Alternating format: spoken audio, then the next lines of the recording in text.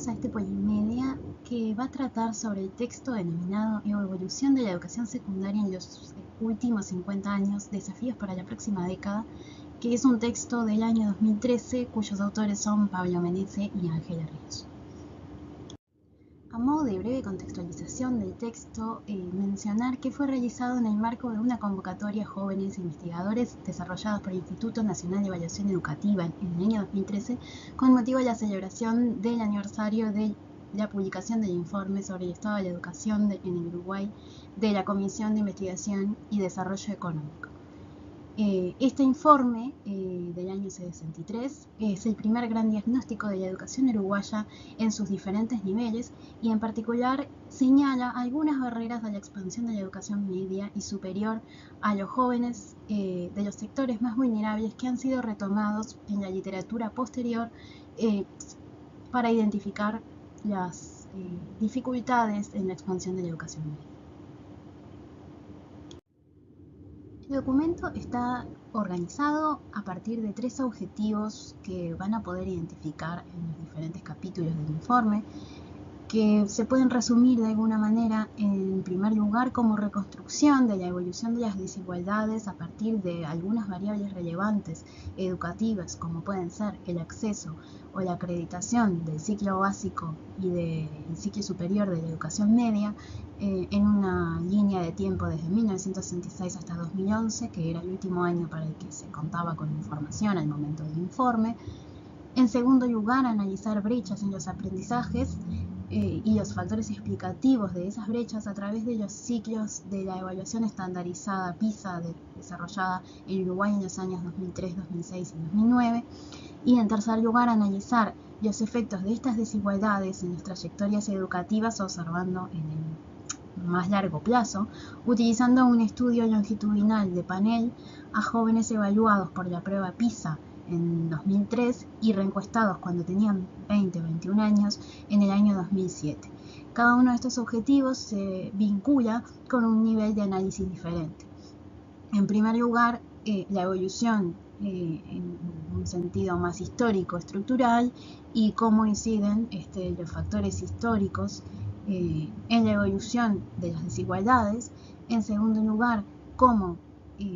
factores que afectan a el nivel de los centros educativos incide en las brechas en los aprendizajes de los estudiantes. Y en tercer lugar, cómo la acumulación de esos efectos, tanto históricos como a nivel de las organizaciones, pueden tener sus efectos en el largo plazo en las trayectorias de los estudiantes cuando se los observa 5 años después de haberlos evaluado en el ciclo básico de la educación media. El primer eje de análisis fue la evolución histórica de indicadores educativos a través de un análisis que tuvo como ejes centrales el territorio, las cohortes y el género, para observar la evolución de los indicadores de oferta, acceso y acreditación a la educación media. Básicamente se construyeron cohortes ficticias a partir de datos correspondientes a la encuesta continua de hogares, de manera de describir y comparar las experiencias de las distintas cohortes en lo que refiere a la escolarización a lo largo del tiempo y contextualizando sus experiencias en la evolución en el contexto histórico en el que se desarrolló.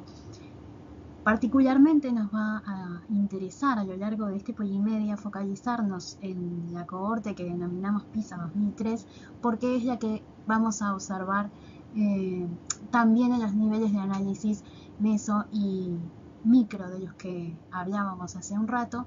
y de alguna manera nos va a permitir vincular el aspecto macroestructural con las trayectorias 5 años después a partir del panel PISA 2003-2007. Particularmente la evolución histórica de esta generación que denominamos PISA 2003 se caracteriza por alguna serie de eventos históricos que marcaron su acceso tanto al nivel del ciclo básico como de la educación media superior.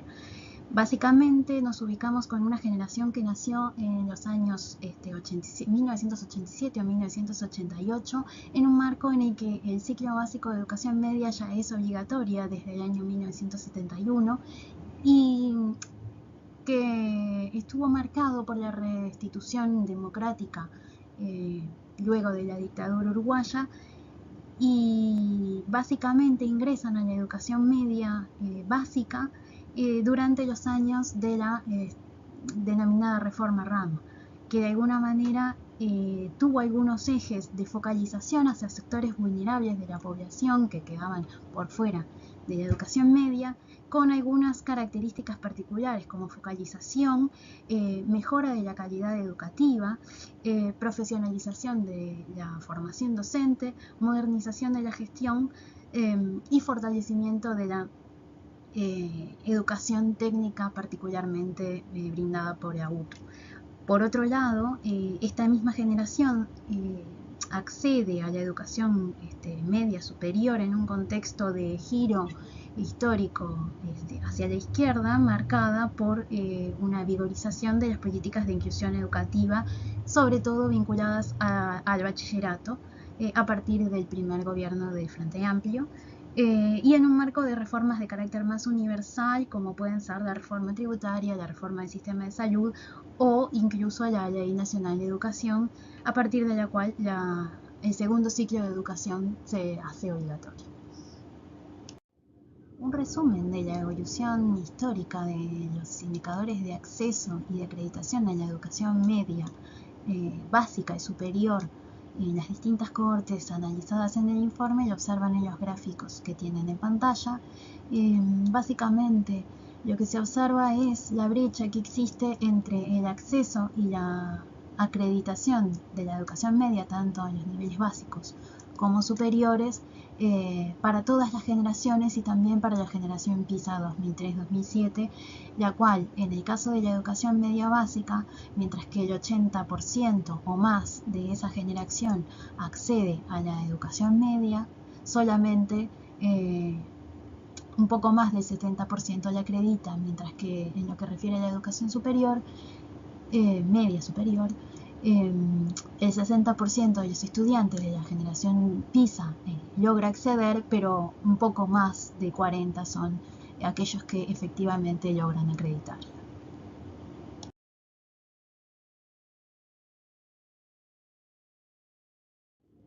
En el segundo eje de análisis sobre desigualdad en los aprendizajes, la pregunta que nos planteábamos es en qué medida las escuelas son importantes en lo que refiere a los desempeños de los estudiantes. Es decir, en qué medida los centros educativos tienen la capacidad de modificar los destinos educativos de los estudiantes e inciden más allá de los atributos que presentan los propios estudiantes. Para eso analizamos a partir de un modelo denominado multinivel variables que tienen que ver con las características del individuo, como son su desempeño, sexo, su posición socioeconómica y cultural en el lugar de origen, su propio autoconcepto o percepción académica y el tiempo que dedica a los estudios,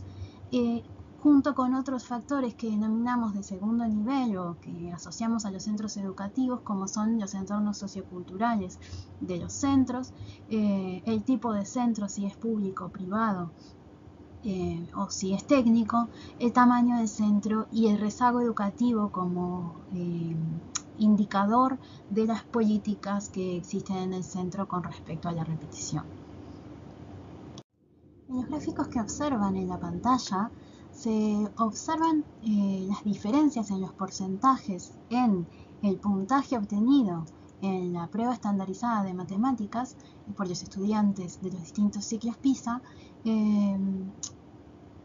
cuánto de ese porcentaje es atribuible a los centros educativos o a las variables asociadas a los centros educativos y cuánto de ese porcentaje de brecha se explica a partir de características de los propios individuos. Si observamos el modelo vacío, es decir, aquellas diferencias que se observan en los puntajes sin controlar ninguna otra variable,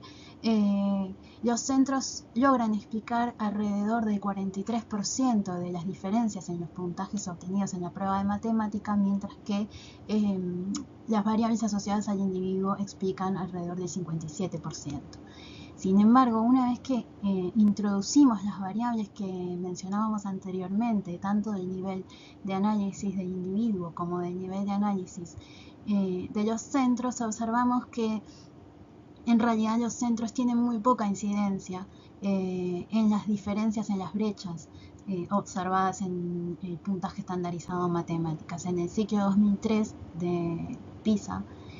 solamente explican un 9% de las diferencias, mientras que el 91% de las diferencias en los puntajes son atribuibles a diferencias que provienen del individuo y de su ubicación en la estratificación social. Al analizar cuáles de los factores asociados a los centros educativos y a los estudiantes son los que efectivamente explican las diferencias en el puntaje en matemáticas, cuando nos fijamos en los entornos socioculturales de los centros, observamos que solamente los entornos favorables y muy favorables son significativos en los ciclos de PISA 2003 y 2006, pero no lo son en 2009, al igual que el entorno medio, que solo resulta significativo en el ciclo de 2003, y en todos los casos, a medida que aumenta las características favorables del entorno, aumentan los puntajes en la prueba estandarizada de matemáticas. En lo que refiere al tipo de centro, ni los centros privados ni los centros de UTU tienen diferencias en los puntajes de matemática observados en los estudiantes con respecto al sector público. El rezago, es decir, las políticas asociadas al rezago de los centros educativos, sí afectan negativamente en todos los ciclos el puntaje obtenido por los estudiantes en matemáticas, mientras que no tiene efectos el porcentaje de estudiantes recibidos, de profesores recibidos, perdón.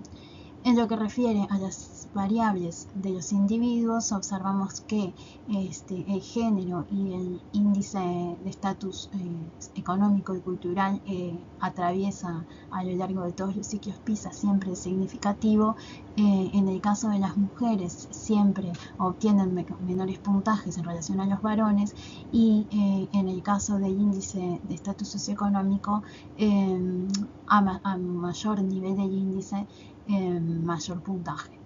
En lo que refiere al autoconcepto, también a mayor autoconcepto del estudiante es mayor el puntaje observado en matemáticas. En lo que refiere al tiempo dedicado al estudio, solamente es significativo para los ciclos 2003 y 2006, pero no para 2009, y en todos los casos, cuanto más dedica el estudiante al estudio, mejor es su puntaje en matemáticas. En el tercer eje de análisis, que tiene que ver con el impacto de las desigualdades de los aprendizajes a lo largo del curso de vida, intentamos situarnos 5 años después de observados los desempeños de los estudiantes en las pruebas estandarizadas, para preguntarnos cuáles han sido sus trayectorias educativas posteriores y de alguna manera describir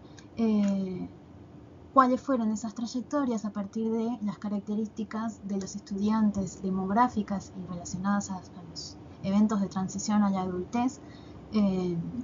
que ocurren en ese periodo de la vida que va entre los 15 y los 20 años, características académicas relacionadas con las experiencias y aprendizajes realizados dentro del sistema educativo, y nuevamente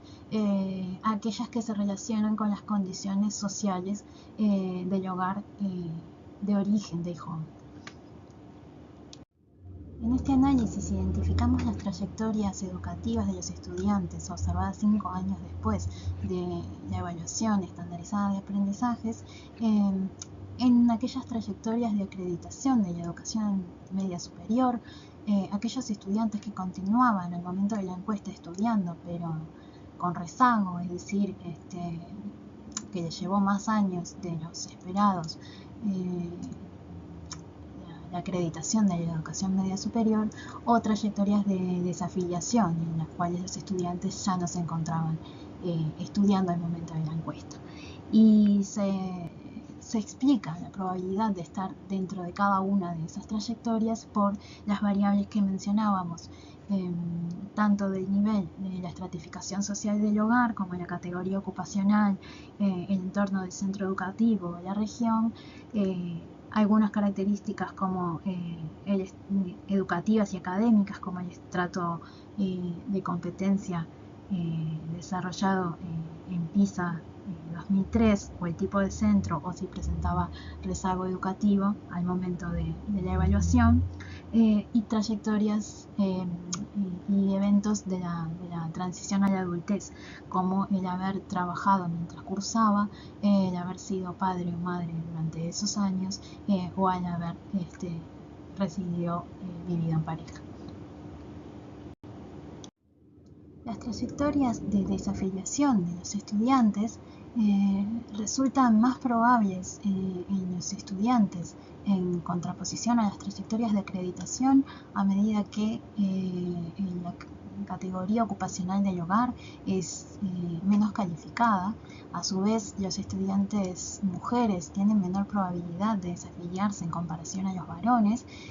Los estudiantes de menor desempeño en la evaluación PISA, los estratos 2 y 3 tienen mayores probabilidades de desafiliarse que los estratos más altos.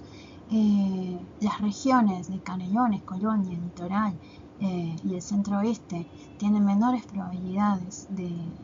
desafiliarse en comparación a Montevideo y el área metropolitana, mientras que Noreste y Maldonado no son significativas. De las variables de tipo de centro, no tiene incidencia en la probabilidad de la desafiliación. Los entornos solamente tienen efecto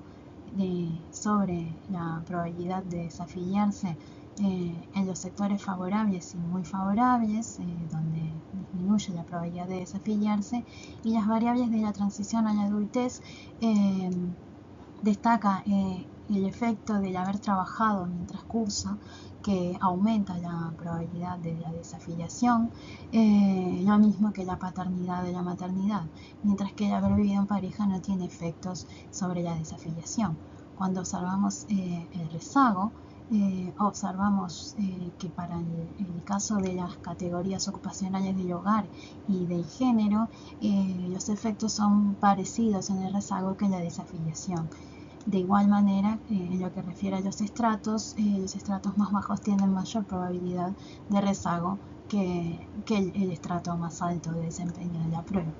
En lo que refiere al rezago en las distintas regiones, nuevamente Canelones, Colonia, Litoral y el centro oeste tienen menores probabilidades de rezago en relación a Montevideo y el área metropolitana.